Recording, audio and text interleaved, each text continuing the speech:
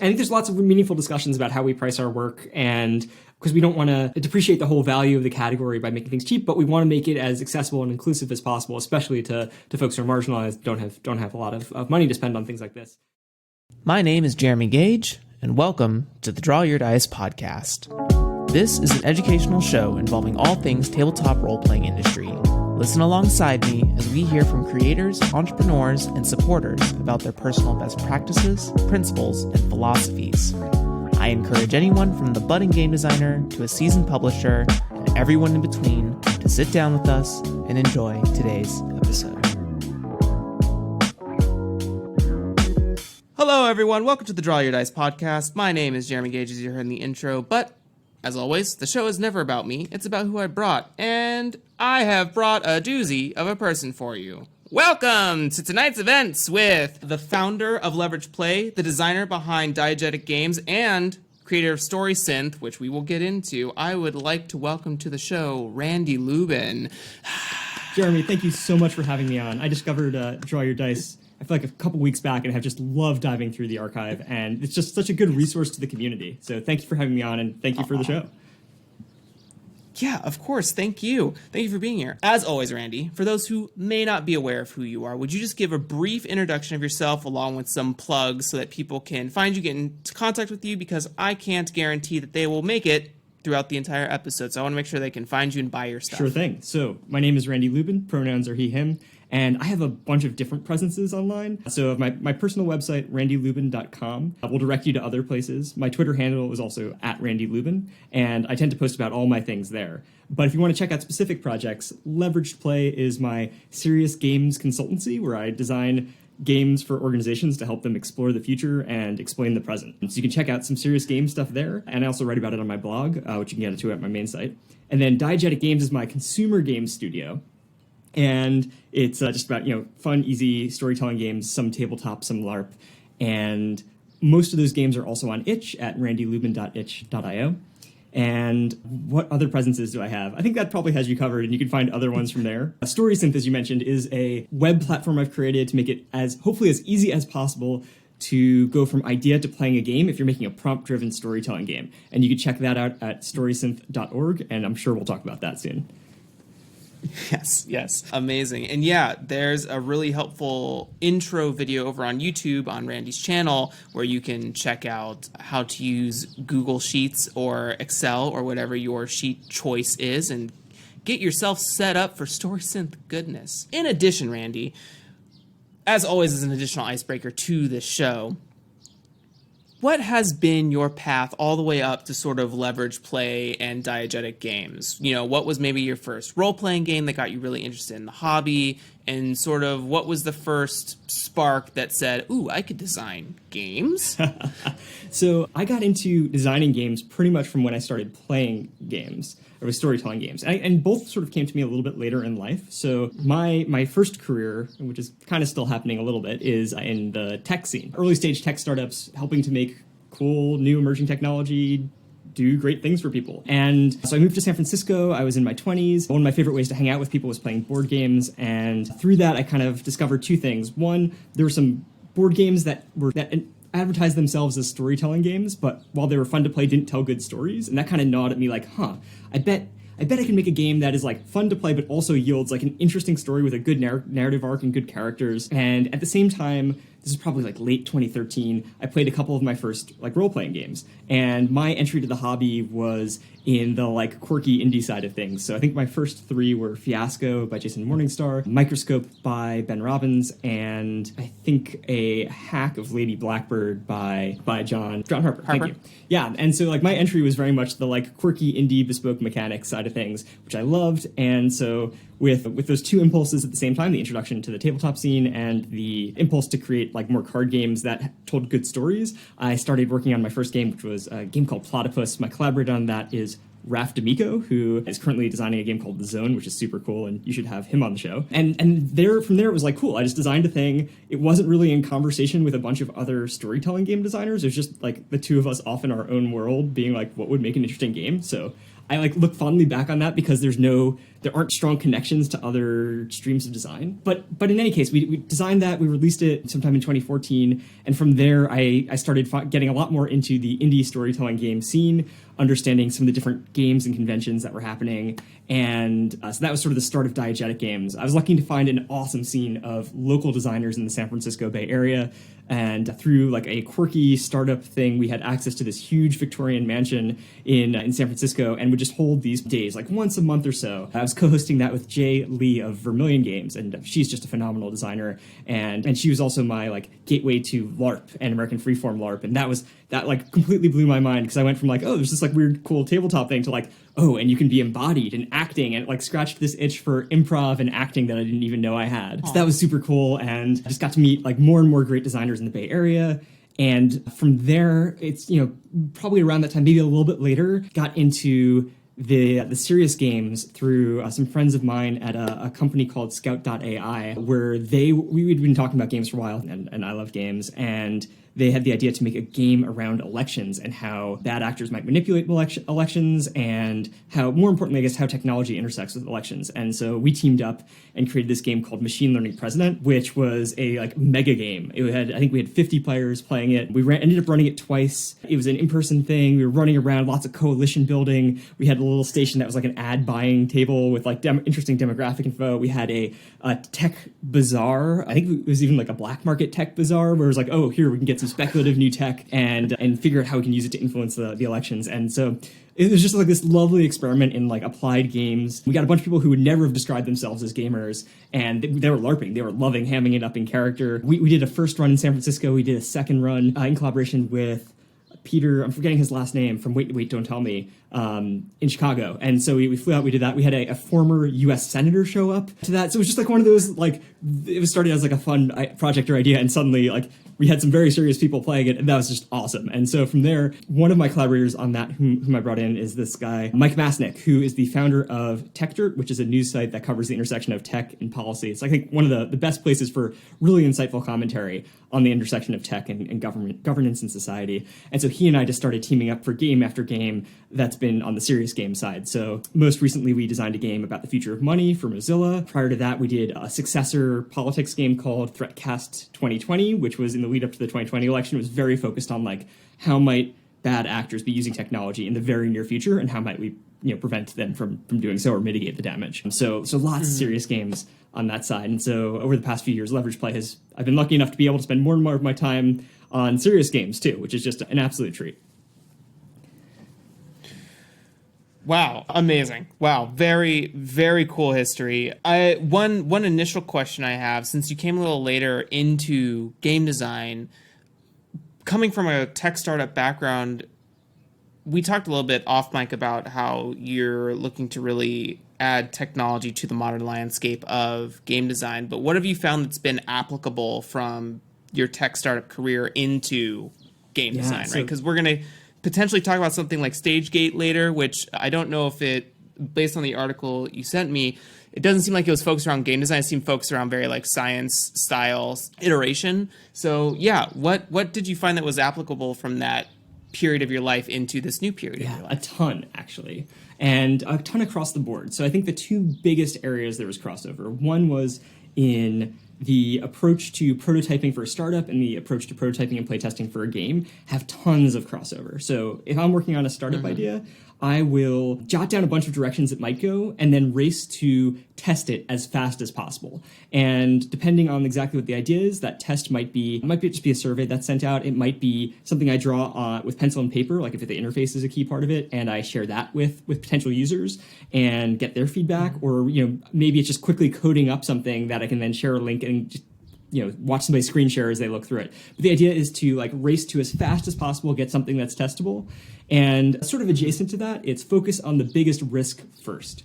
So in a startup, depending on the idea, the biggest risk might be something technical if you're trying to do something really hard that hasn't been done yet, or it might be something on the market side. You just don't know if users are interested in whatever it is that you're trying to solve their problem with. And so in games, you have much the same thing. So sometimes you might be testing a very tricky new mechanic, and sometimes it's like, well, the rules here are complicated. Am I doing a good job explaining the rules? Or, is this thing balanced? And so again, that combination of like race to playtest as soon as possible. And I'm a huge fan of playstorming, which I think Vidi talked about a few episodes back. Like that, that's just the best. Like bring an idea to the table. It doesn't have to be fully baked. Just start testing. That's not too far off from my attitude towards some startup stuff as well.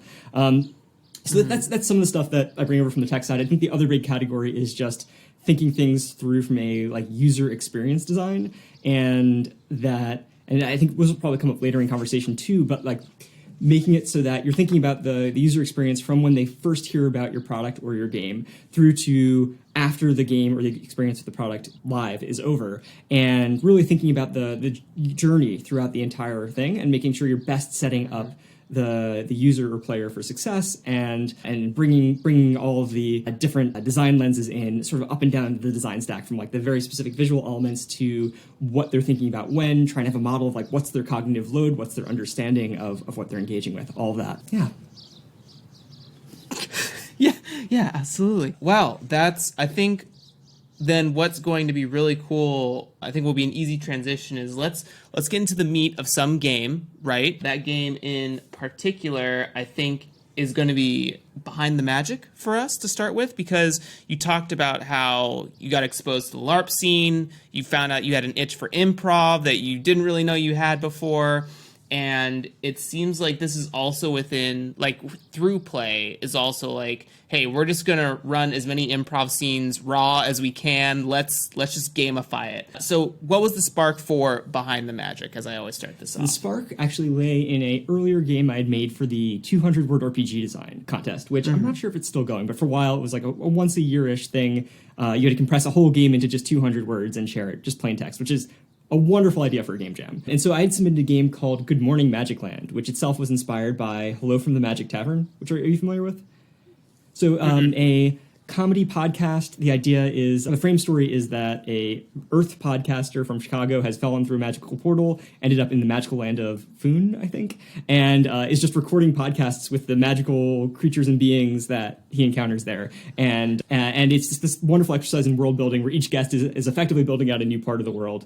And so I was like, oh, cool. How can we empower players to do that same kind of improv storytelling? So Good Morning Magic Land is a 200-word bit of prompt where you're playing like a local access TV channel and just like going from segment to segment to segment, and each segment is building out the world in some funny way. So whether it's a like weather forecast from a barbarian who's talking about some weird weather up in the north or whatever it might be. Yeah. I love that, and legitimately I now want to do that for this podcast. Like I want to do some like RPG persona interview. Oh, that could be so much fun. I lost the thread though. So So I realized we're talking about the spark. And so that led me to Behind the Magic. So let me re-tangent back in. So it's like a shower thought of how could I make, because I really enjoyed running and playing Good Morning Magic Land, but the thought was how could I make that into something that had a tighter overall narrative arc and or maybe even a campaign. And that's where, I don't know if I had rewatched it recently, but like I think I was thinking about this is Spinal Tap and like the mockumentary format as just being so perfect for having this kind of comedy and deconstructing a lot of the fantasy tropes. Yeah. Oh, and it's good. It's good. I mean, my mockumentary experience is like The Office, obviously for a lot of people, but I also love this one called Documentary Now. That's also a really good mockumentary series. Specifically, if anyone's watched it, I fucking love Pollo y Arroz, like chicken and rice. That episode is because it mocks chef's tables, and I come from like a cooking background. It's so goddamn funny. So yeah, Behind the Magic. Walk us through how we play it. Walk us through. Yeah. So Behind the Magic starts by actually. One second, let me pull up the game guide because I haven't run it in a little bit, and I bet I might as well just like have that table of contents there. Absolutely.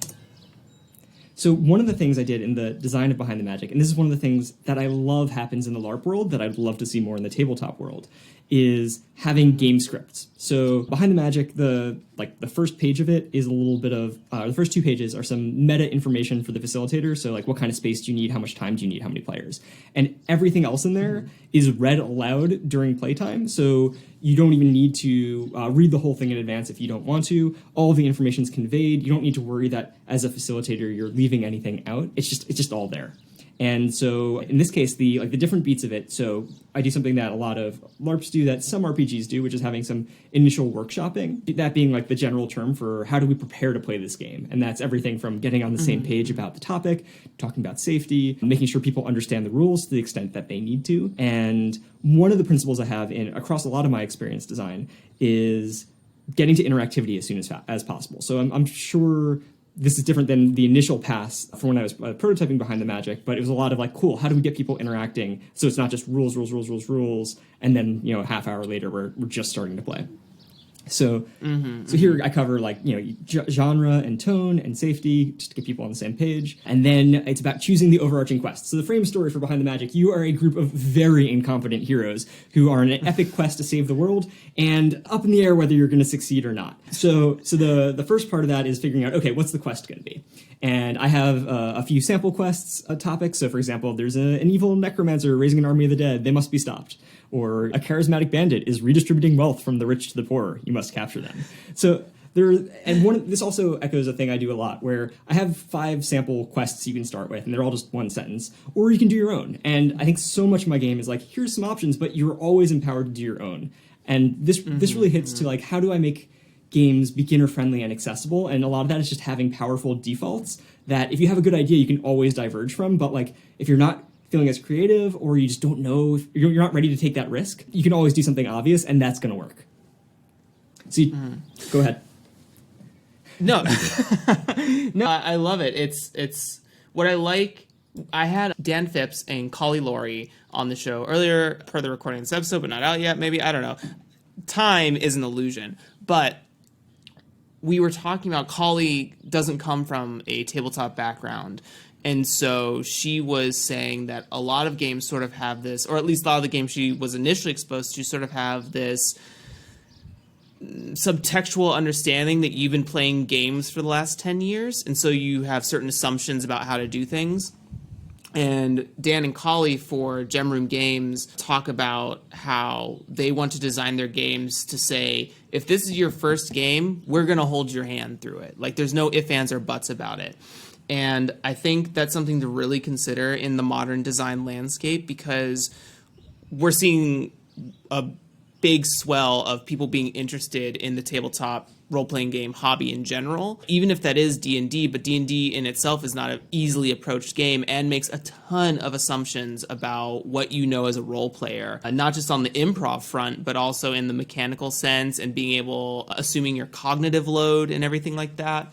So what I really love about this game and what you were just speaking to are all these very easy, like, you can make up your own stuff, but this game will walk you from start to finish, and you will have a relatively successful finish to your whole experience. So, yeah, didn't mean to cut you off there, but I was just adding that I love it. It's one of my favorite things to see in games, and I think the whole industry will be so much stronger if there's that much more scaffolding and intentionality into making things beginner friendly and divorced from the broader context. And that being said, I think it's totally okay for a game to be like, so I'm not someone who's played a lot in the OSR side, but I get the sense that there are a lot of OSR games that the physical game itself, or the PDF, is almost indecipherable if you haven't been immersed in that play culture. And that's okay, but like, to some degree, I would like for those to like sort of call that out. Like, this is, you're not going to know what to do with this unless you know. And that way, people, when they're browsing for things, they see like a game that like has super awesome cover and has a cool pitch, that they know that like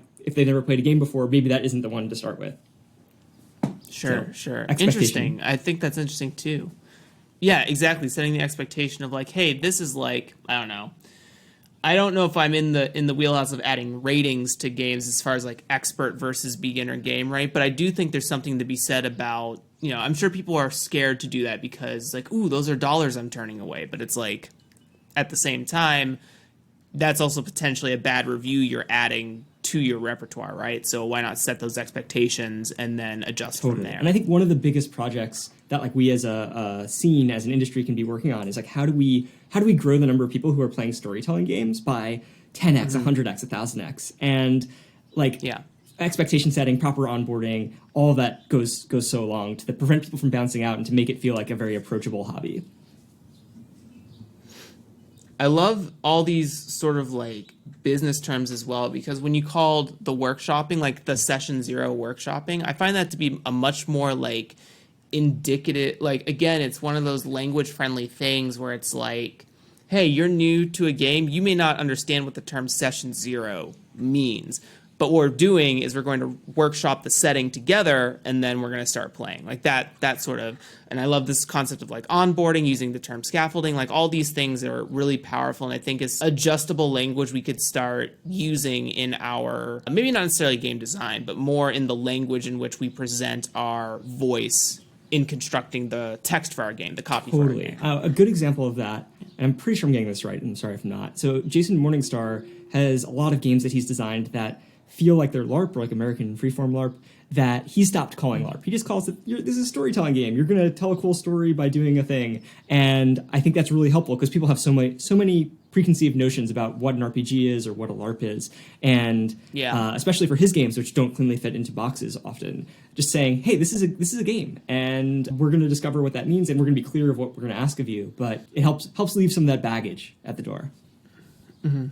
Yeah, especially for those who are sort of like on the orbiting of the sphere of tabletop games, right? Like, you know, the first time I ever heard someone talk about a LARP game, I immediately thought of, you know, Renaissance reenactment and medieval like spell slinging, the lightning bolt meme and everything like that. And it's so much more than that, as it's been described to me on the show. But, you know, the first time I heard the term, that's what it was, because that's the cultural load I was exposed to, right? So when you try to tell someone new that, hey, we're going to play a LARP, they're like, oh, do I have to get like a sword or like a helmet or something like that? Like, no, you don't. But they're already sort of on the back foot if that is their reaction to the word or the acronym right. of LARP. And there's so much heavier lift at that point for whether it's the marketing material or the friend who's trying to convince their friend to join, to be like, no, it's not this thing. It's this thing over here. It's different in all these ways. Yeah, it's so much easier to just say, hey, we're going to play a game, and it involves these things. Yeah. No, it's great. So for this, did you use, I know you said you had some media inspirations for Behind the Magic, but it seems that you've also applied like the general narrative structure of the 3-act story, right? So was that something that came at first design of the game, or was that something you sort of added later on in the process? Walk me through why you did that. Yeah, I don't think it was in the very first iteration. And by the way, I think the first playtest I did of this, which was probably like a week after coming up with the idea, was actually tabletop, not LARP. And I think it was either one of the players or maybe it was in conversation with Jay Lee where she was like, Randy, this thing should just be a LARP. It wants to be a LARP. And sure enough, I tested it as a LARP and it sang that much more beautifully. So I'm not sure if the 3-act structure and the 3 acts here being like the adventure starts in a specific location, it continues through another location and finishes at a third. I think the inspiration there was a fewfold. One, I think a lot of movies, whether they're explicitly following a 3-act structure or not, have these changes of setting, which also hit slight different changes of tone or show that the story is progressing. So I think it's powerful for that reason. I think it's powerful from an improv perspective in that if you're shifting to a new location, there's new bits to pull on. So for example, if you've suddenly moved from the haunted forest to the floating ruins, you're going to get so many more inspiration for things to draw into your scenes. So I think that was part of it. And also I think the calling out that like there are clear acts will hopefully reinforce these themes of like, no, we're driving toward an end of the story. And that made it really easy. Again, from a scaffolding perspective, there's a sheet in Behind the Magic that has suggested scenes, and there's some like evergreen scenes that can work anytime, but there's also scenes specifically for each act to draw on. So, okay, Act 3, that might be the party's darkest hour, which probably doesn't make sense in Act 1. Or, in Act 1, it's about getting to know each other or traveling through friendly land. So all of that helped me better build scaffolding to help players make good, obvious choices in their creative play. Mm-hmm. Yeah, and it's true. Another thing that it helped when we talk about the scaffolding, like people also, like one of the examples they bring up often on the show is that the D&D 5e DMG does not teach you how to GM. It teaches you how to make a setting is what it mostly does, right? But it doesn't teach you about like, I think it would be really beneficial for people who are newer to GMing or GMing a game to learn about these narrative structures or these narrative structure options, these toolkits, right? That would facilitate you being like, okay, I don't really know what I'm doing, but I know that at some point we're going to have like a pacing change soon, right? Or some, the stakes have to adjust. I have to reintroduce this character or something like that. Just something that could sort of help them along. And what I love about really the whole prompting of how each of those acts feel is really awesome. And the additional thing that I wanted to point out too is that when you say act, like setting change is also a change of act, I've never really considered that notion before, but I think when I'm starting to think about like animes and films in my head where like that sort of happens, and it's interesting that it really changes the story. Like the setting really does change the story, right?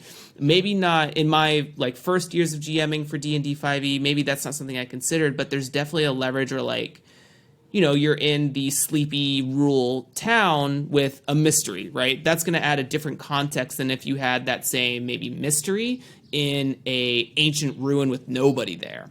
So, and that's going to present a lot, like you said, a lot more inspiration to both the players and the GM in that situation. To actively separate those things as different story beats, I think is a very interesting concept that I myself am probably going to think about adapting to my own style. Yes, please, steal, remix. There's another thing I remember that I do here, which is before each act, before each new setting, I ask players to go around and add a sensory description of this new place. So, okay, we're entering the haunted ruins. Are you hearing... Yeah, everyone has to add a sight, a sound, a smell. And in addition to helping get people more present in the moment and in the scene and the setting, it, I think, also creates all these bits of story details that might be integrated into later scenes. So if so much of improv and storytelling is the art of reintegration of ideas, the more ideas floating around there, as long as it's not overwhelming, become just more things to easily riff off of and find beautiful rhymes with as you're telling your story.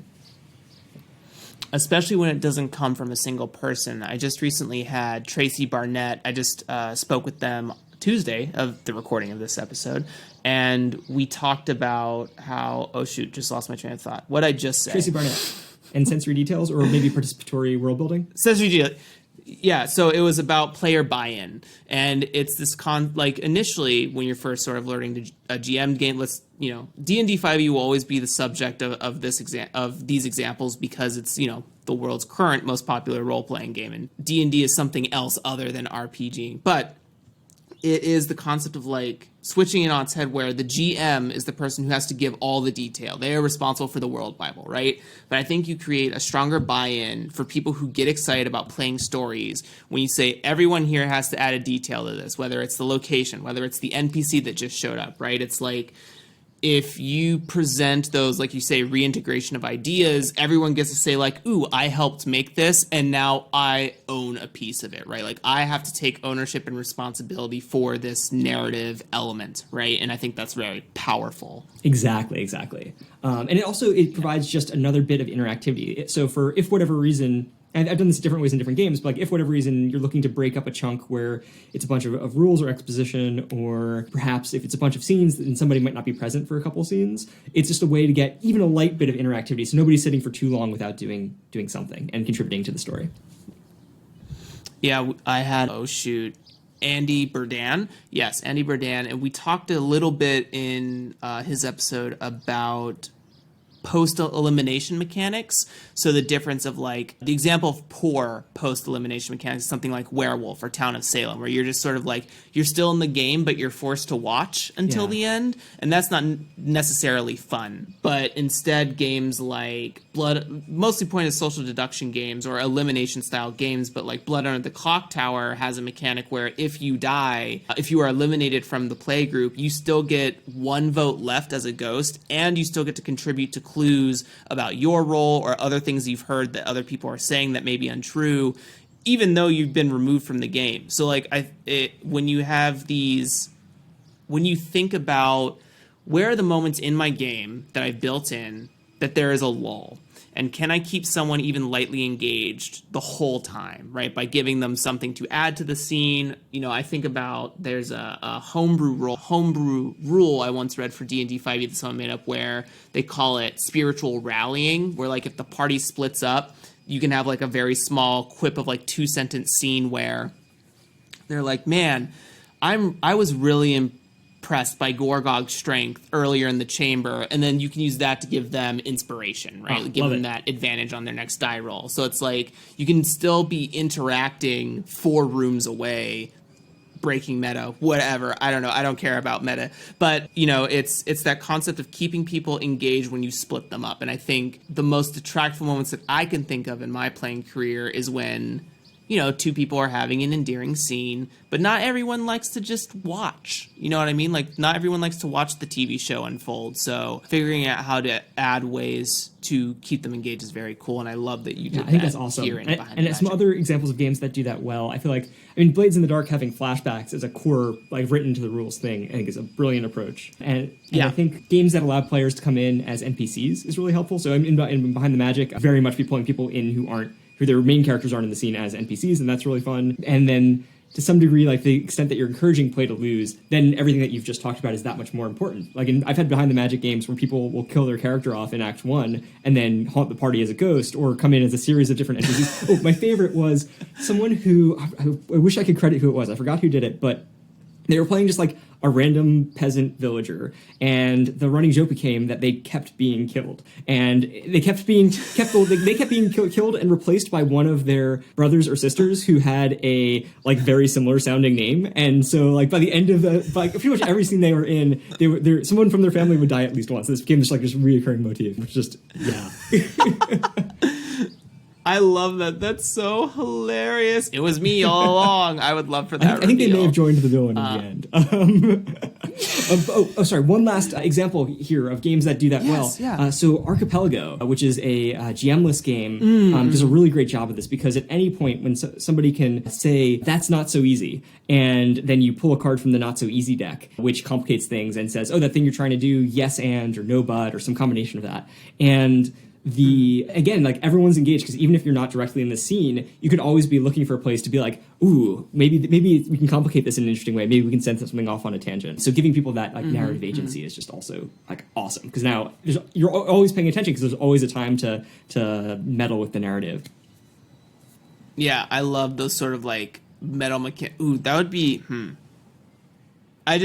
It makes me, whenever I have these talks, especially talks sort of focused on the player experience, not just the game in itself, but talking about player experience as the umbrella of the subject, I always think about how, if there was ever going to be a D&D 6e that wasn't made by the same people who've been making the game for the last 10 years, what would it look like if that player experience was thought of, and then adding these sorts of components to the game? I don't know, I think about all these things we're talking. I was like, there could be so much more fun to be had that isn't like the 2-hour slog of wargaming that's forced into the game. Where there are so many people who say they love D&D for the role playing, and that's very valid, but that's not what the game does. You're doing all the heavy lifting for that. The game does not help you tell those stories. It just helps you whittle down HP and talk about life. Right, and if you're a novice GM or at a table of all beginners, you're then really unsupported, and hopefully you're able to pull out a great improvised experience. But yeah, I think in an ideal world, people are super supported to tell the types of stories they want to be telling, and there's like real harmony between the rules and mechanics and the experience that's desired. You're good. You're strong. So Behind the Magic ended up in this place where you could tell a pretty compact fantasy mockumentary comedy in about 90 minutes of playtime, plus maybe a half hour of workshopping. Really happy with where it ended up, and definitely best played embodied, where you can really ham up and chew up the scenery and knock over chairs or whatever it might be. But it can be played online, and I've been lucky enough to see a few streamers play it, and it's the kind of thing that does translate to Zoom, because you can always sort of just fall back to hamming it up and emoting and just saying what your character does, and that totally works too. So at some point I was tempted early in the pandemic to remix this into something that was specifically meant for video chat, and my working title for that was Scry Again, where you're all using like crystal balls to look at the heroes. I got torn and a way to do story synth work instead, because I got really excited about that. But I might return to Scry Again at some point. Oh, that'd be so good. And also great names, by the way. Behind the Magic and Scry Again. Very good. Thank you. Very good. I don't know if you have like a team workshop or anything like that, but very good. Very good.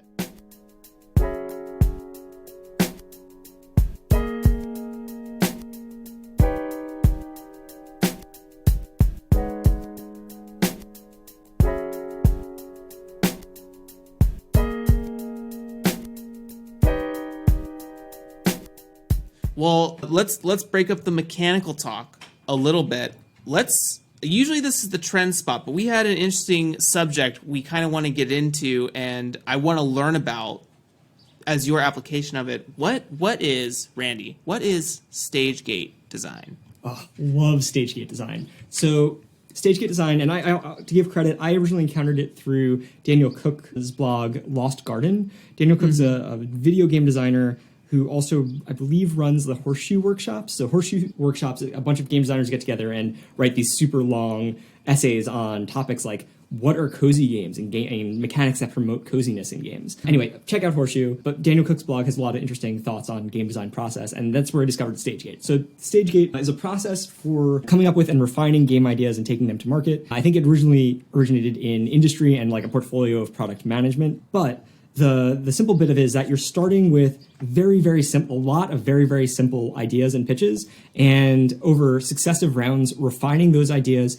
building them up, and most importantly, filtering out the ones that aren't quite fitting what you want. And the idea is that by going really broad and starting with lots of ideas, you're more likely to hit something that's amazing. You're more likely for different ideas you have to be good for cross-pollination and remixing. And most importantly is that you're not investing a ton of work down a path that might ultimately be a dead end. So I use StageGate the most in the serious games part of my design life, but I'll also use it for some consumer games if I don't know exactly the direction to go in. And my personal take on it, so every stage has a different sort of form factor as I do it, and a different gate different type of hurdle to pass to make it onto the next stage.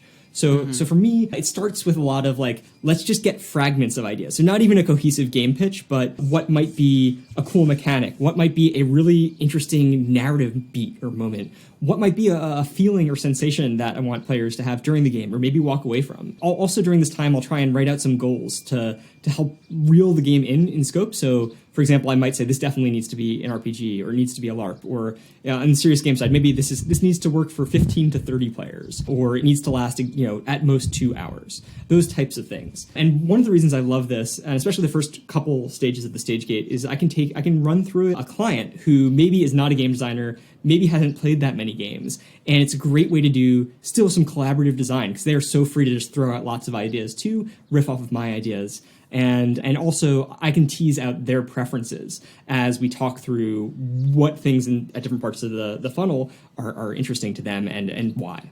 And so if the first stage is just throwing out these little fragments, the next stage of the stage gate is condensing these fragments into sentence pitches.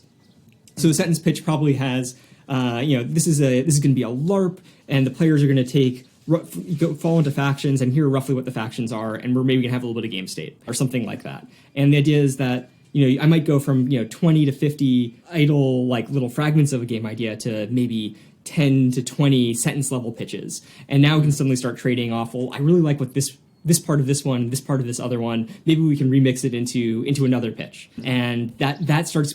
That's where it starts to gel in our minds of like, oh, maybe there's something really interesting down this path or that path. And so once we get a bunch of really good sentence pitches down, the next stage in the stage gate is paragraph pitches or like a sentence and then an outline. And that's for me like where it starts hitting the interesting points of like, okay, what are the tensions and the trade-offs? So something that might be a really good one sentence pitch, when you start to say, okay, well, what would the game structure be? Or what are players actually doing? That then suddenly either you come up with a bunch of really cool ideas, or you might say, well, I'm kind of stumped here because it was a fun sentence pitch, but maybe it doesn't really work in practice. But because we're now designing it in just half-page tops length, it's not that we're investing in running in something that we're going to take all the way to playtest, especially something that might, if we're running a playtest and we need 10 people, that's like a lot of work on our part. So the more we can be testing at the early stage, the better. So these, paragraph or half-page length, just sort of sketches of what the game might look like, are so good at saying, okay, now I'm getting a clear picture, distinct picture of what this game might look like in play in reality. And ideally, we're coming up with then like 3 to 5 of those, and having a really good conversation around the trade-offs. And again, hopefully, like ideas we have for one might be repurposable for another. And from there, the next stage is coming up with like a game script. And this could be a like 1-page bulleted outline. It could be something a little bit bigger. Sometimes I'll switch from doing all of this in parallel to just doing one at a time at this point. It depends on how much conviction I have and the client has around like, oh, this is the path forward. But depending on the game, and this is especially true on the consumer side, this is where I'll bring in play storming. I'll say, okay, cool. We now have like a 1-page outline of what might this game be.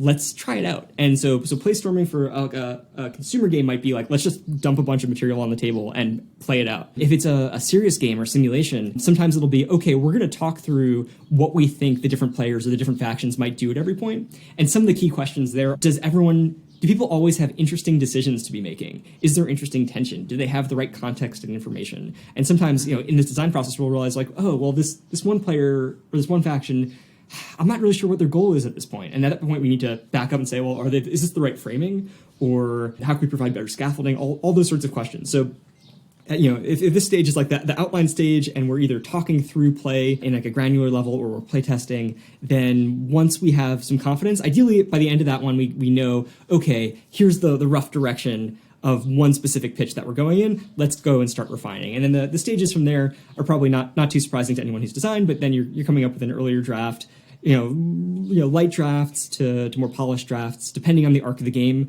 it might be good enough to have just a rough facilitator run of show guide or script because it's never going to be published. Or it might be that, first, if it's something that will end up being published, usually my like sequencing for what I want to de-risk is, okay, first I just need something that I personally can run. It could be indecipherable to somebody else. Then I need something that someone else can run maybe with me present to fill in the blanks. And then finally, something that ideally I could just fly on the wall or they can record and share with me later. And I don't know if that works. And to sort of look back, that's like, first it's testing, like, is there something fun here? And the second is like, do the rules work? Once I've honed in on the fun. And then not just do the mechanics work, but are they explained in a way that's accessible is the third.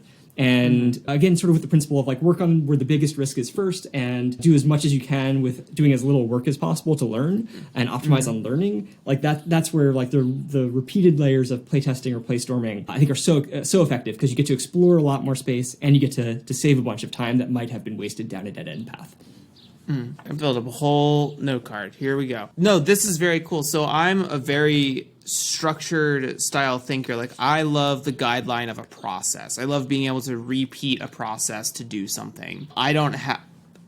While I have good idea pulling from the atmosphere that is my brain, I cannot connect those dots without some sort of structure. So I love this. I love this concept. For maybe the people at home, could we find a random word and maybe do a small run through of this real quick? Is that possible? Do you feel like that's doable? Yeah, sounds good. At least for the early stages, we can definitely do that. Absolutely. No, let's go full play storming and just find people on the street. So better yet, we can do it. Is there a piece of media you've consumed recently, whether a movie or a book or something that you really loved and you think like, oh, there should be a game? Oh, the Demon Slayer anime I think is really cool. They have like this power like breathing techniques and stuff like that. It's very like feudal Japan, samurai with magic fantasy and demons layered over it. Cool. So if we were to make a game around this, immediately we have a bunch of genre trappings and setting. I think the other pieces that might be interesting are like, what is this? Is this something that you want as a campaign or a quick one shot? And maybe the answer is we can explore both, or maybe we lock that in and that's one variable we're not experimenting with.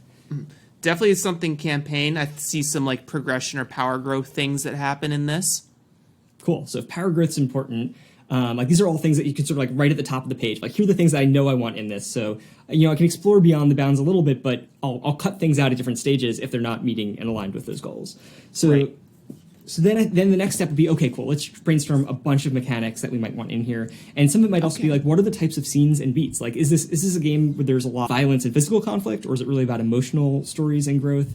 And let's make sure we're building mechanics that support those. It is both for sure. There are definitely daring battles, but the main protagonist of the show kind of sees the depth of the people who've been turned into demons, and he sees them for the people they were before they enact in all this, predatory practice.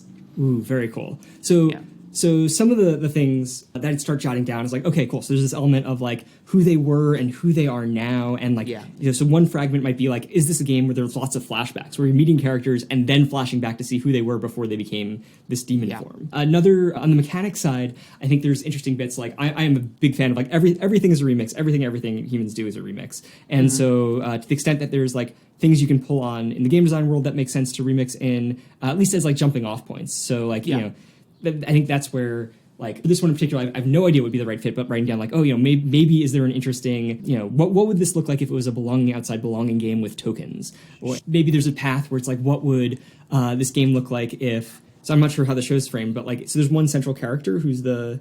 Yeah, and then there are like some nice supporting characters that have their small like offshoot stories and things like that as well. Cool.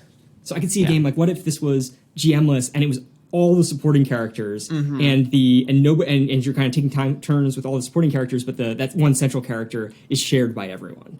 So this is very much like the fragment style of things. We're putting some like keywords down and saying like, this is all the stuff we want in here. And then we have like some goals, like we want campaign play, at least initially, right? We want some campaign play. I feel like this is a tabletop role-playing game because there's like power progression stuff. I don't know if in the LARP world that also exists. There's like a progression style of LARP game. But there is, but I'm not at all familiar with it. It's there's a campaign LARP is a whole school. LARP is such a big diverse thing, and I'm not familiar with it, but it is very much a thing. Heard. Good to know. So then we would also use these goals to sort of decide like what may or may not work. So we would move into like the condensed version, right? We would let's axe the GM list, right? Like, let's say the GM list isn't going to make it to the next stage, and we start doing these condensed pitch. So we're left with sort of these mechanics of like figuring a flashback of like who they are or who they were, who they are now. Maybe let's say we stuck with the token-based belonging outside belonging system, right? Because they use breath, so we can instigate that with conceptually as stamina or something like that, right? What would this stage look like here? We would just say like this is a game that uses tokens to represent breath styles. I know you may not necessarily know what that means. For anyone that's listening and doesn't know what Demon Slayer is, great anime. I highly recommend it. It's got a great story, and it does some interesting things with the shonen genre. But what would we do here in the condensing stage? Yeah, so it sounds like, okay, part of the story is, okay, you've got that mechanic bit down, and so that's like half of maybe a sentence prompt. And the other prompt is like, cool, and maybe if there's a campaign, the core loop of a session is all built around, again, I don't know the anime, but maybe it's about one major encounter between one of these side characters and one of the main characters. Or, sure. And so it's like a little bit of like, what's the shape of one unit of experience, like the smallest unit of experience that's satisfying on its own. And again, maybe there's some different theories. Like maybe at this stage you have a few different sentence prompts, and one is focused on like really zoomed in where one session is equivalent to one episode, if the episodes have similar structure. And maybe another one is like, no, one session might be an entire season, and this is really going to cover a ton of ground and have a much more epic scope. So you might then come up with like a few different ones that are both different permutations on like what does the structure look like, and what, is it about tokens that are really zoomed in on the stamina, or is it some other set of game state that really matters? Yeah, like the figuring out who they are, like using the tokens also not only as a space of physical feat, but also as a space for like figuring out or tapping in to the empathy of your opponent or another character, right? I think that could also be an interesting component there, mechanically, but also setting-wise. Totally. And again, this is me not totally knowing not at all knowing the anime itself, but maybe there's something... Grain of salt, everyone, grain of salt.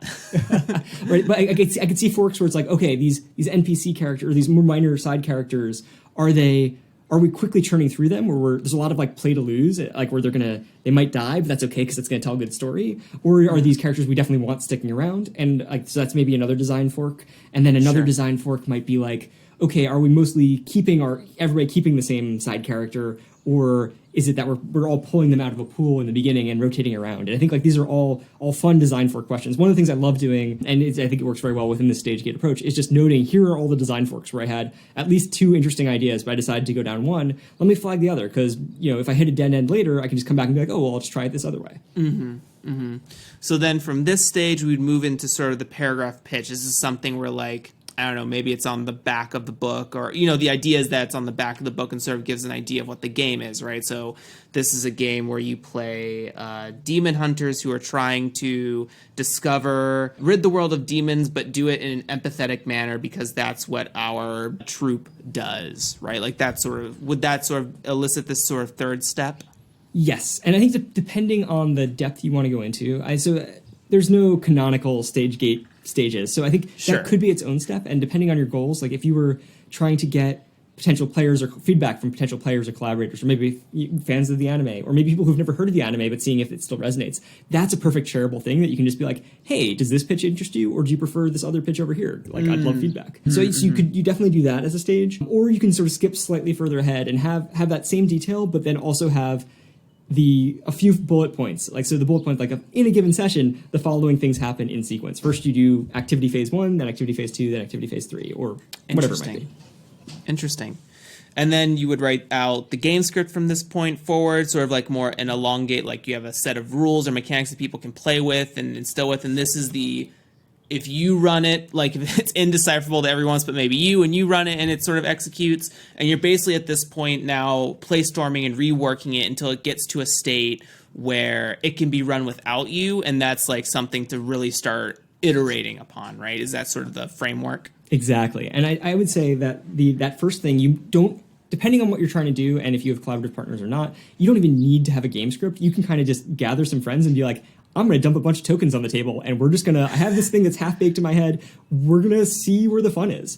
One of my favorite things I do, and one of the reasons I love playtesting so much and playstorming so much, is you get a game in front of a strong table of players and see what they do, especially if it's underbaked, and figure out what are the natural impulses that they're doing as storytellers, as improvers, and then thinking, okay, how do I empower any table, a table full of beginners who've never played a game before, to make some of the same like bold creative choices and have some of the same amazing narrative beats. And I think this is like a paving the cow path kind of thing of just like, cool, see what they do, make it so that anyone can do it. So I think almost every game I've made has elements of this. So like Behind the Magic, my guess is I had plenty of moments where somebody came up with a really great character concept, and then I just added that to the list of like possible characters to do, or likewise, villains or scene beats or whatever it might be. Interesting. That's what a smart way to do that too, because you're sort of leveraging the combined perspective and experience of multiple people who have maybe played,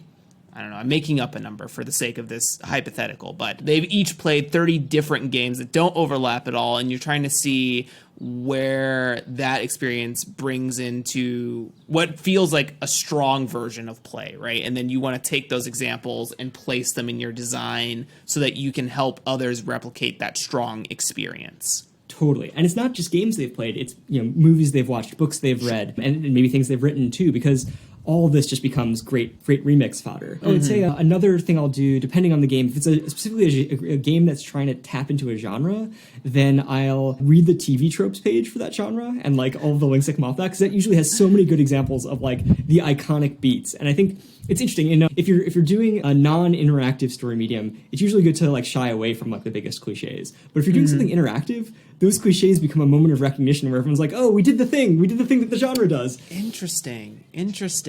I've never really thought about it that way, but that's a really good point, that like, because the first time I was ever exposed to the concept of like putting touchstones in a book was Blades in the Dark. Like, here's some media points that we can all point to and say, hey, if we watch these things, we'll have a really good idea of what this game is supposed to do, right? So to put in something, obviously cliches that are non-harmful to people at the table, right? But to use these sort of cliche or trite tropes that you might avoid in like novel writing or filmmaking, it helps everyone maintain a same page experience and and it may also help other players riff, because like, oh, I totally see what you're doing right now, and I totally know how to help you feel good here, right? Like, it's that moment as well. Exactly. Yeah. Any closing thoughts for StageGate now that we sort of like have run through it? I think the main closing thought here is that it's flexible, and it's there to be of help to you. So to the extent that you want to add stages or reduce stages or skip stages, that's totally fair. It's like it is a tool and a process that is there for you to adapt. But whenever you're struggling with a blank page and not sure what direction to take things in, or you're trying to collaborate with someone and you want a little bit of extra help making sure you're on the same page, or making sure both of you have lots of room to have your voices heard, it's a great place to turn to first, because it's just it gets you moving, it gets you pushing forward, and it gives you the freedom to say, I'm going to throw things out here, and then I might completely discard it. So bad ideas are so welcome, because some bad ideas turn out to be great ideas. Yeah, there's before ending this particular segment, there's who is it? Robert. It's called The Yard Sale, and it's by someone who was working on the BioShock 2 game. Stand by, Jeremy. Edit this silence out real quick, but I want to make sure I get this name right. The Yard Sale. Hello. Oh, haha! I turned off the Wi-Fi on my iPad. Lol. Sorry, thank you for your patience, Randy. I'm really curious now. The yard sale, game design, BioShock. Zach McClendon. He did a talk at Practice 2018. He does. So this, what you're talking about is sort of similar to how he approaches the yard sale, which is he takes his entire collaborative crew, puts them in a room, gives them a bunch of sticky notes. I believe this is done also in like boardroom or management meetings or leadership meetings where people are trying to figure out what direction to maybe take the next fiscal year or something like that. But it says, you know, this is a section for mechanics, this is a section for setting, and just starts doing like the fragment stage, right? Starts everyone keep writing post-it notes, keep putting things up there. And then once all of it's up there, once everyone's drained of ideas for all this conceptual work, they start organizing them and ordering them into like 1, 2, 3, 4, 5 in a rating system. And there may be 32 ideas for one section, but only 5 are going to be the most important. And they'll spend maybe like a month or so, 2 weeks. I don't know. I don't remember what the deadline for BioShock was, but I think it's like anywhere from 2 weeks to a month of like just organizing or rating these things to find like basically a distillation of these ideas and saying this is what the game is, because this is what we can realistically do in our time span, and this is also this will also create the strongest experience. And they'll revisit that board and they may reorder things as they iterate on the process. But the stage gate reminded me of the yard sale by Zach McClendon. So I'll put both a link to the original article for the stage gate by what was his name again? Daniel Cook at Lost Garden. Daniel Cook at Lost Garden, and the Practice 2018 talk by Zach McClendon. I think both of those will be very valuable to add to the designer toolkit. I know it is for me, so no reason it's not for someone else out there.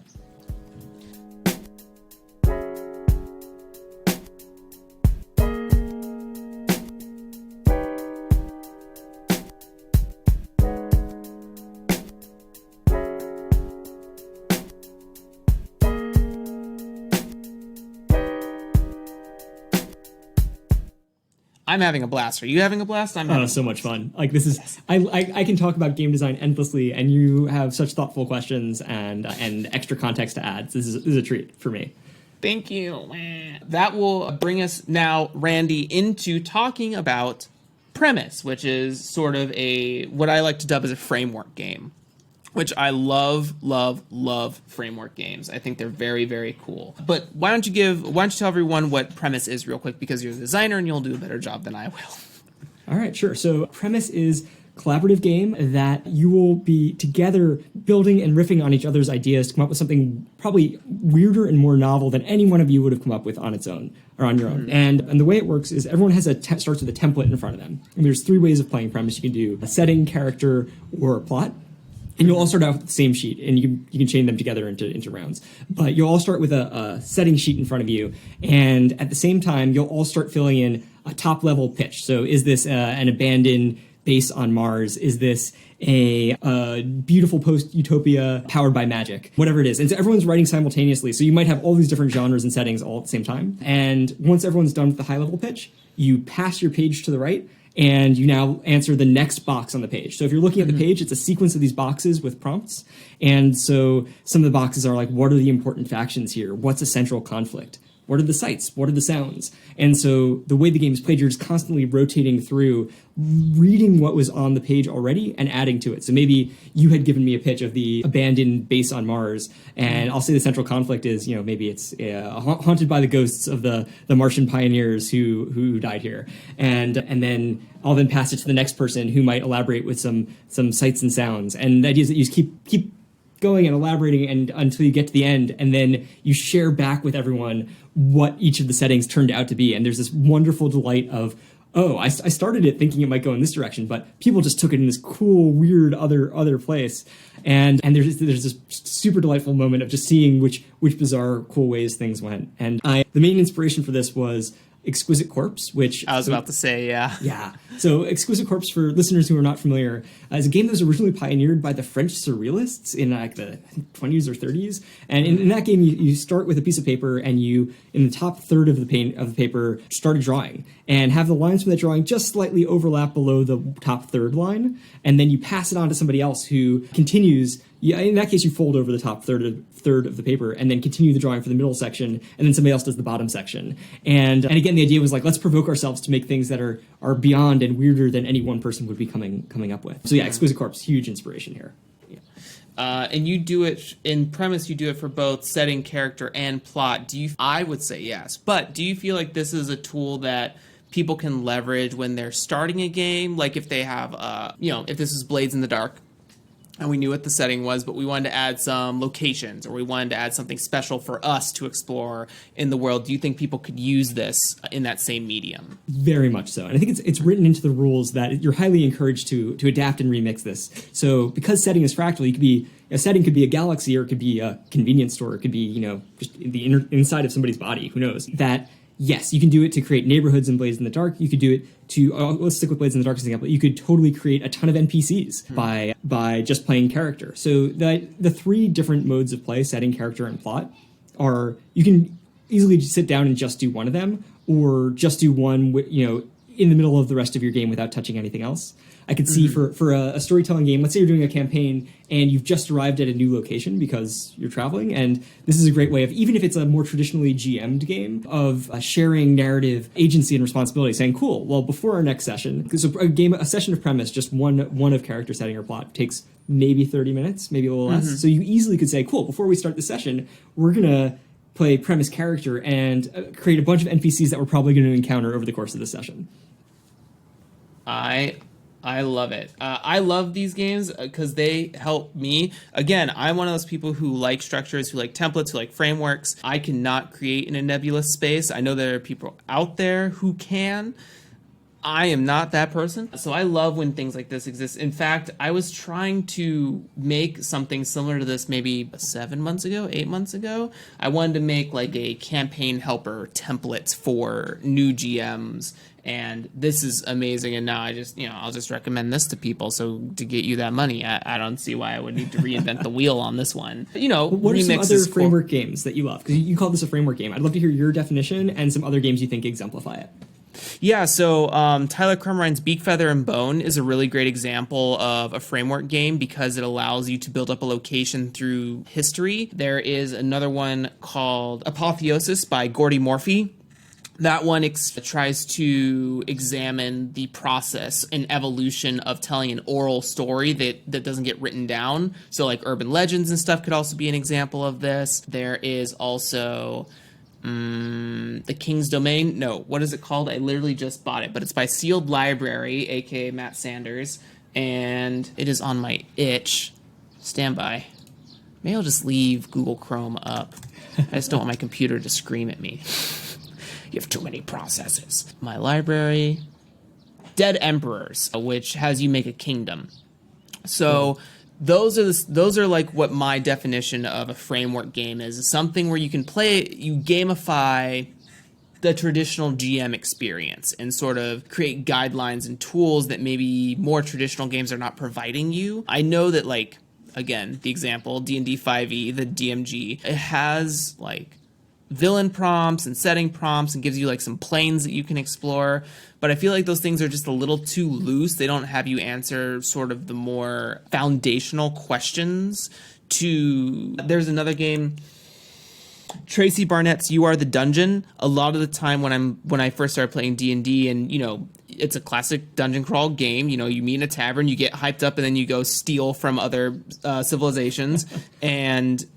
But the thing that isn't really thought about is what was the dungeon before it was a dungeon. Like, nice. Yeah, it was a castle that is now ruined after 500 years of erosion and tear, and it has been populated for whatever reason by all of these things. And that gives you, thinking about that, gives you way more flavor to operate off of when you get the players in there, right? You don't have to now explain why there are a bunch of Gob Manticore and a ooze here because the ooze got there because the castle's irrigation system was connected through the farmland, and now that's closed off, but the ooze can't get out now, so now it's just living here, and all those sorts of concepts, right? And those are my examples of framework games that I use. Love and it. This and certainly fits in them.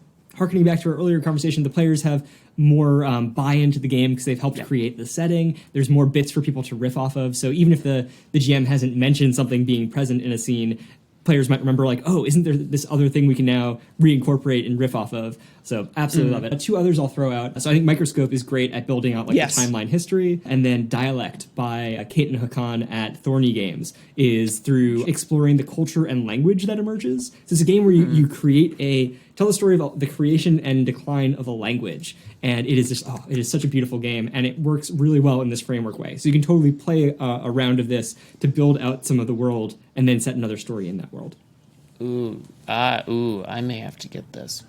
Darn. You're hearing it live. I'm spending money for the first time. Awesome.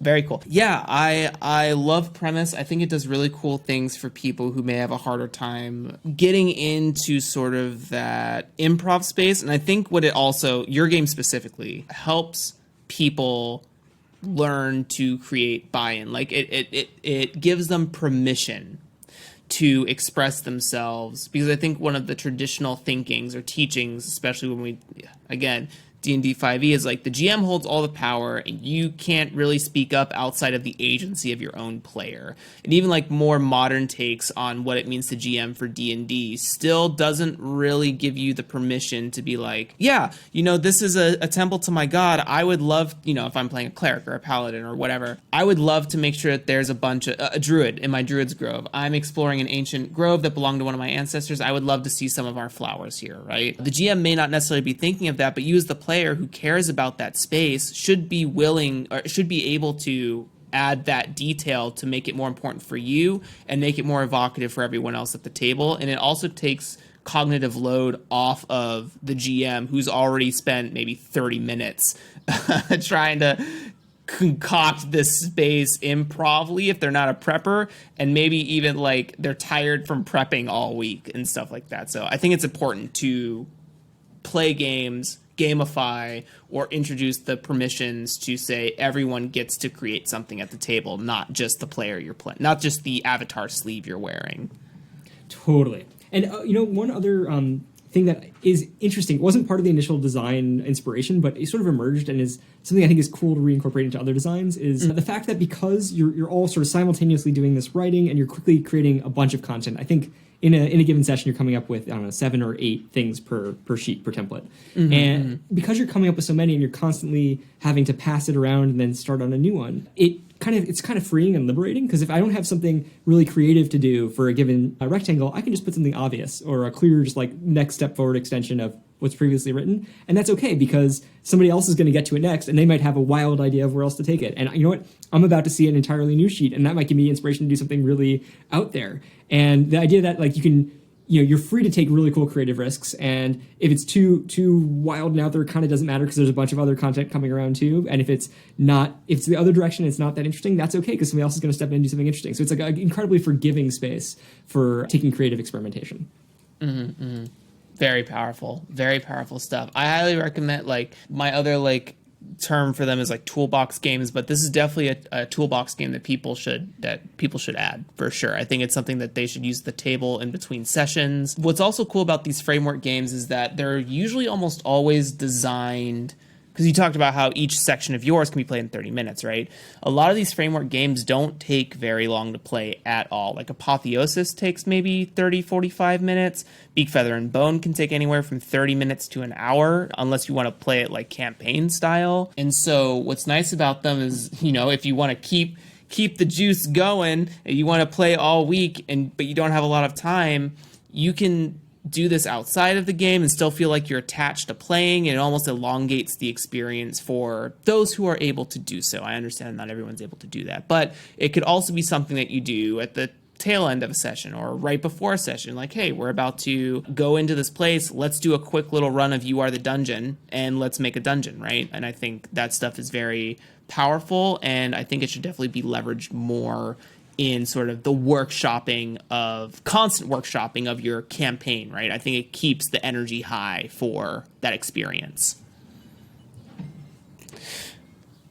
Great. I think that's good. Unless you have a closing thought for Premise. Yeah, I'll throw some closing thoughts. So you can get Premise on itch, randylubin.itch.io. And if you get it, it comes with Google Slides. So there's the printed version. Hopefully soon it'll be safe for everyone to play the printed version around a table with friends. And there's something really fun to that, like hushed, everyone's like sort of scribbling and then occasionally cracking up when they see what somebody else has written, energy to it. But there's also a Google Slide format. And so you can totally just play it in Google Slides. Everyone just sort of rotating through the slides. That works really well for remote play. The other thing I'll throw out with Premise is I've used it as part of creative writing workshops. So I've teamed up with folks to do like a speculative futures writing. And so, for example, I did it with the Foresight Institute where we were talking about extremely hopeful futures. And what we did is we played a round of premise setting first to zoom into like what different aspects of a very positive future that's been transformed by technology might look like. And that was the first half of the workshop, and the second half was then writing bits of short stories set in those worlds.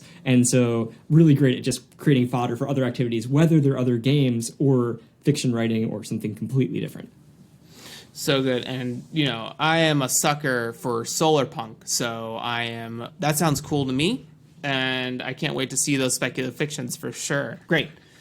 Well, then, usually at the end here, Randy, I do a TLDR tip, but I think there's something we want to talk about, right? Yes, yeah. I didn't forget.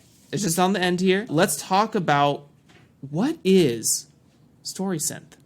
So, StorySynth, as I think I said at the top of the show, is hopefully the easiest way to go from idea to playing a real game that you've designed in the browser. And specifically, it's for prompt-driven storytelling games. Mm-hmm. The types of games that inspired it are For the Queen or The Quiet Year, where you have a deck of prompts that have been shuffled up. And my goal for the design process here was, this StorySynth I started working on last summer, and so couldn't do any playtests in person. That was definitely slowing down my, the velocity of which I was designing and shipping games. And so my thought was like, I should be able to just dump a lot of my game ideas and content into a spreadsheet, and then it should automatically generate a deck that then people can play and sync. And so I started building it, noodling on it, and again, every step of the way was like, how do I make this approachable to somebody who doesn't know how to code? And I figured almost everyone can, open a Google Sheet and just, you do some creative writing, drop some ideas down, and then if you copy that link into the storysynth.org website, it'll completely generate the game for you. And there's a variety of formats. So the first format was the very simple For the Queen format. Actually, that's not quite true.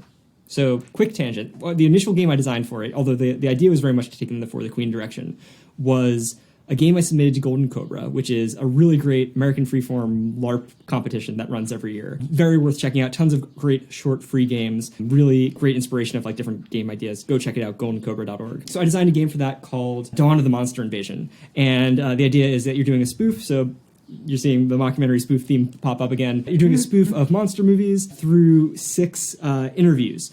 And so first you rotate around who's the person who's the interviewee, and then really they're giving a speech, and then you can do some Q&A after the speech. And so whether it's the person who they think they saw something but they're not really sure and everyone's doubting them at the beginning of the monster movie, or it's the like way overconfident mayor who's saying it's totally safe, come enjoy your vacation, there's definitely no monster, it's totally fine. It's all those very tropey beats. And so I knew I wanted this is a fun game I wanted to make. One of the key inspirations here is a game by Chad Wolf and Jeff Dieter, No Further Questions, which is very adjacent to this. It's like basically a bunch of one-off press conferences about topics that nobody should be having a press conference about. It's delightful. It's not yet out publicly, but hopefully they're kickstarting it soon. So follow them to see that. But so I was inspired by that. And I was inspired by like, how do we make a silly monster movie game? But I also wanted people to be able to really easily play it remote. And so the initial StorySynth thing I designed was that, submitted to Golden Cobra, was lucky enough to win the Golden Cobra Best New Tool category for both StorySynth and the game. And so that was really cool. But like, as I was building it, it was very much like, cool, every design step along the way, how do I make it so that other folks can make things as easily? And so that's where shortly after finishing the Golden Cobra game, I said, okay, cool, let's open source this thing. Let's put it online so anyone can use it. Let's write out a guide and have some templates so people can just go, cool, we're going to create a new spreadsheet, copy my template spreadsheet, change all the prompts, and paste the link back into StorySynth, and boom, you have a game. And since then, it's just been a series of elaborations of like new formats, new custom features and options. So like a quick tour of some of what's out there. The core, I think the flagship format is just shuffled, which is for the queen. You have one deck, you have a series of ordered cards, which are your initial instructions, and then the rest are just prompts to be reshuffled that you randomly draw that are asking you about, maybe it's about your character, or maybe it's about the setting. It's really up to you as a designer what those prompts are. And from there, it was really easy to add on another format or a twist on that format, which is multiple decks. So in every Alders the Quiet Year, you have a deck for spring, then a deck for summer, then a deck for fall, and a deck for winter. If you want a story that has a bit of an arc to it, so it could be season-based or it could be a classic 3-act structure. You can have a different deck of prompts for each act. So I made it so that you can do that. And then started playing around with some other formats. So I added one that's phases. So phases, similar deck approach, but you're always rotating through and drawing from deck 1, then deck 2, then deck 3, then back to deck 1, 2, 3. And so my game Around the Realm, which is the quick pitch for Around the Realm, it's Jules Verne Around the World in 80 Days, but in like a magical fantasy world. And so you're telling the story of two companions as they race all the way around the realm and try and get back home before the summer solstice because they've made a wager and they really don't want to lose it.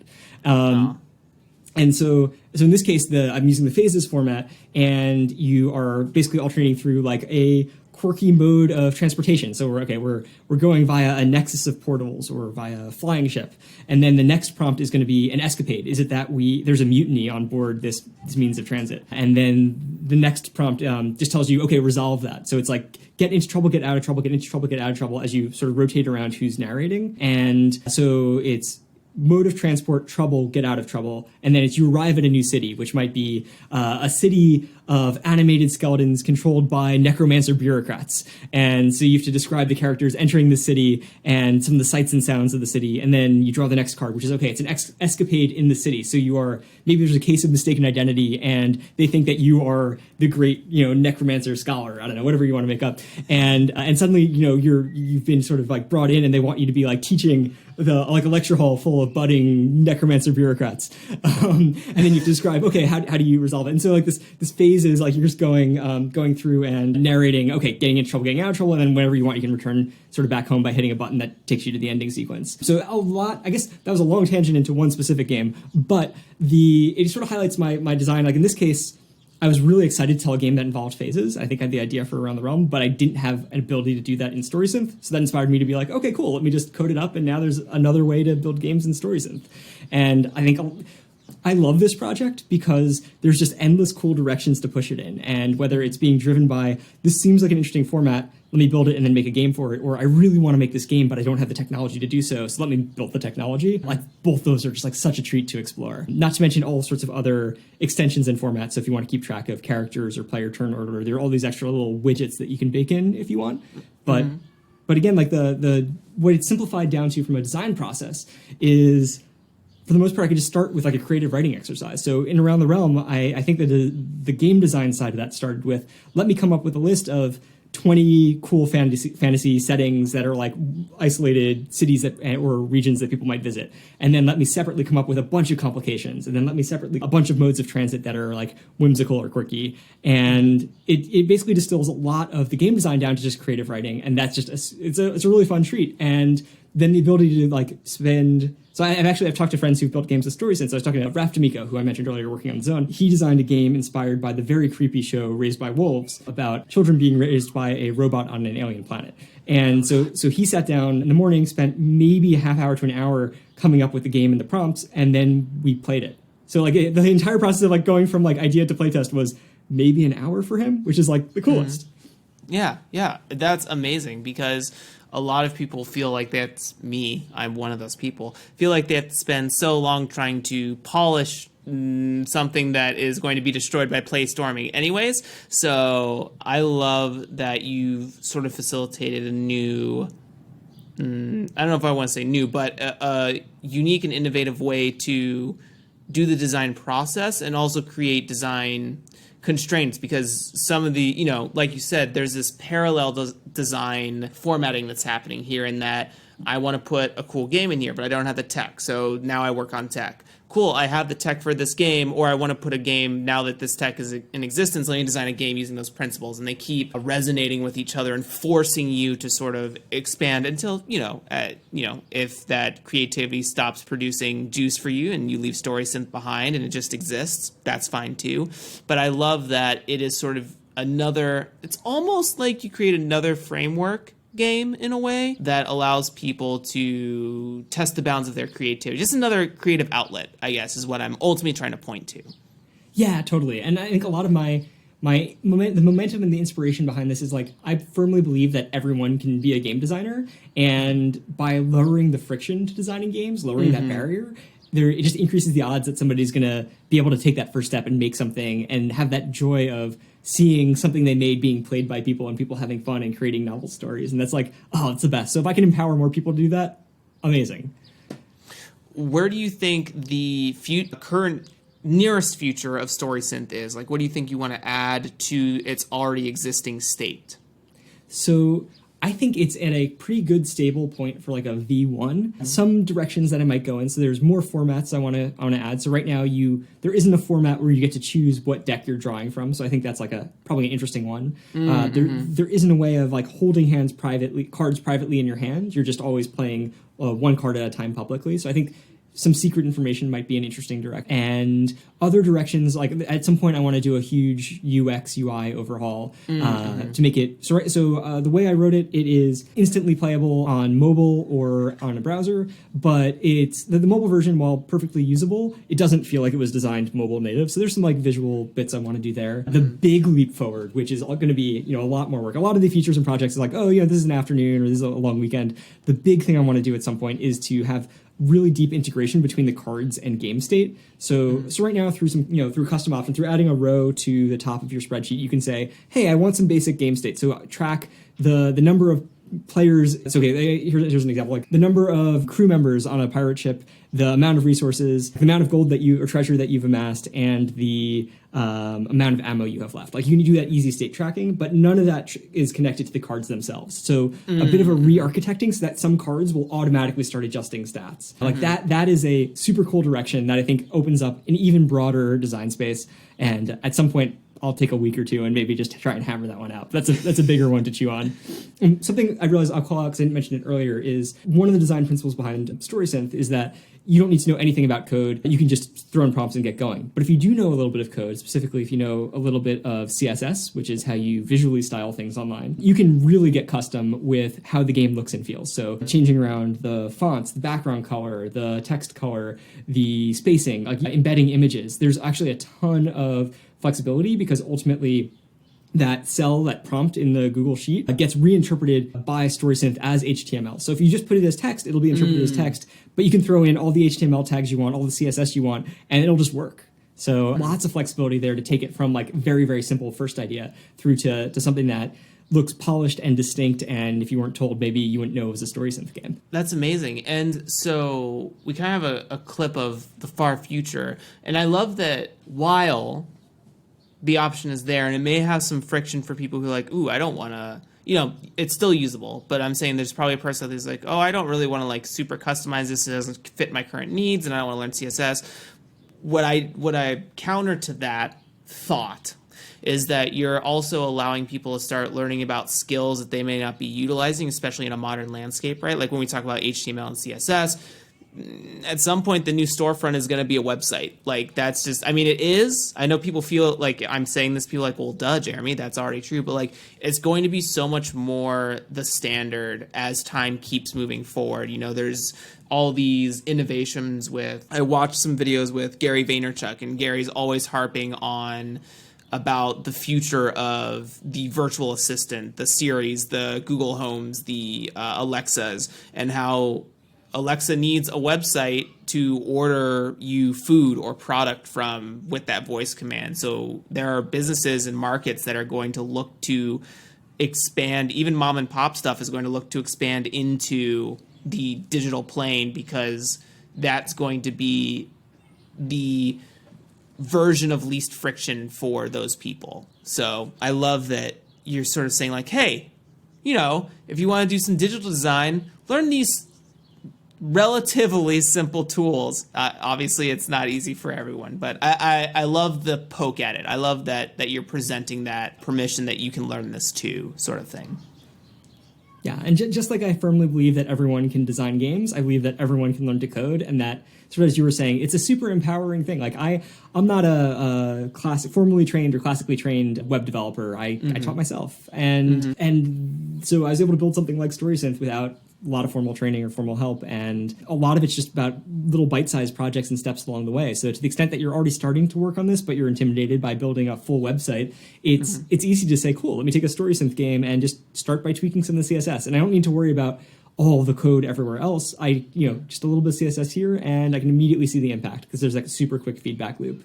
I will say StorySynth itself is completely open source. So if you have an idea for like a super funky format, well, first off, tell me, because I might be excited about it and want to make it or work with you to make it. But more to the point, if you want some like really bespoke customization, or you want to build a game on StorySynth but then have it hosted on your own URL. Actually, I know of a team in Australia right now that's done that, and they're actually using StorySynth for serious games with a client, and they want it on their own like consulting domain.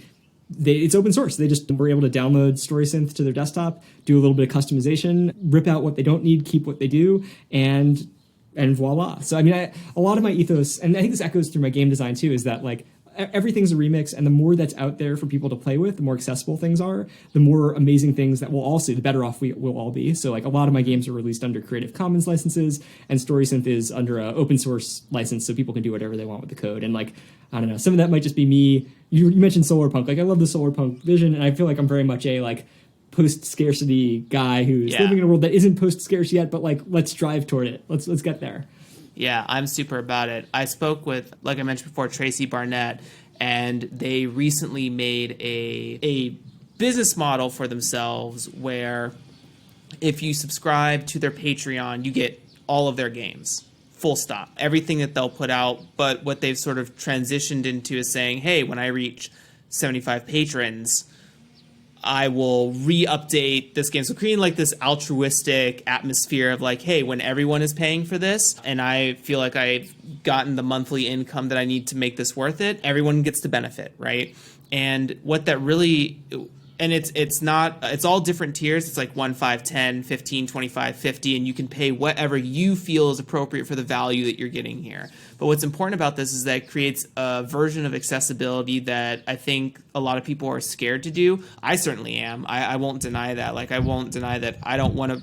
There's a part of me that's scared to put out like any games I create for $1 or free in some facet. But what Tracy points to is that not everyone's going to be willing to use Patreon for whatever reason, and not everyone lives in that Patreon atmosphere. So there will still be customers who will go to Itch, or go to the website, or go to DriveThru, or go to DM's Guild, or wherever their products are living, and that will be their source. So they're still paying $25 for this PDF, or $15 for this one, or blah, blah, blah, blah, blah. So the incomes are varying, but it creates different value options for people and allows them to customize their interaction with Tracy's brand and their games. So when you talk about commercial licensing and open sourcing and creating an environment where everything's a little bit more accessible for a wide spectrum of people, and that they get to take control of their creative consumption, then I agree. I feel like we would be in a way stronger place. We would see a lot of new, because we talk about remixing, right? There's a lot of people who say that original ideas don't exist anymore. And I don't know if that's 100% true, because, and this is speaking to the vacuum that is American culture, we ignore a lot of marginalized voices, right? So we don't get to see them in the mainstream. We don't get to see their experiences or their perspectives in mainstream medias, games, films, TV, music, whatever have you. And so technically those are original ideas that have not been developed in. And if we create spaces that allow people, or give people permissions to be like, hey, you're welcome here too, play with what you want, do with it what you will, and let's create something better, and let's be kind to each other. You know, I'm not here for the plagiarism conversation, right? The pirating, but, you know, I think there's something to be said by making your stuff open, making it accessible to all the different people who may not be making enough to splurge, they would consider us, money is relative. So $8 to them is food for the next day. You know what I mean? So, and there are other people who are like, $50 is no problem. I'll spend $300 on Invisible Sun. No worries, and I love it. I just wanted to say that's all to say. I love it. Yeah, I'm 100% with you on everything you just said. And I think there's lots of meaningful discussions about how we price our work, and because we don't want to depreciate the whole value of the category by making things cheap, but we want to make it as accessible and inclusive as possible, especially to folks who are marginalized, don't have a lot of money to spend on things like this. Part of the way I've threaded the needle there is for the few things I have on itch that are paid, having a price that seems like a nice high fair price. It's not like depreciating the category, but then having unlimited community copies virtually, 1,000 community copies that I'll keep refreshing periodically, that make it so that nobody, even if they have the slightest reservation of I don't know if community copies for me, there's no scarcity there. There's so many community copies. Just take it, enjoy it. I think it goes back to a theme that we've talked about a few times this call of how do we make it as easy as possible for people to start designing. And I know games that have been open sourced or have SRDs tend to be great on-ramps. So I know Lasers and Feelings is most likely a lot of people's, it's a very easy first thing to hack. because you choose two stats and then you have a game. Or for the Queen, likewise, it's just creative writing. You're coming up with a bunch of prompts. So I think the more we can encourage people to create these free on-ramps where people just know they can create the thing and then they have a game that they can share and they're not worried about piracy if they're sharing because they have the creator's permission.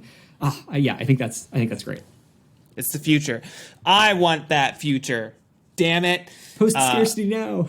Woo! With that, then thank you for diving into Story Synth with us. Please use it. Please explore it. Please design games for it. I think it's, I'm a big proponent of modern and electronic and the future when it comes to game design and really considering the digital landscape. And, it's not like there's not a place for pen and pencil, or pen and paper, but the future is coming. It's not going to be stopped. Randy, I want to thank you for being here today on Draw Your Dice. One last quick plug, reiteration, where can they find you? Where can they get this stuff? All of Randy's information will be down in the show notes, along with some of the articles that we've been talking about throughout the show will be down there as well for listeners.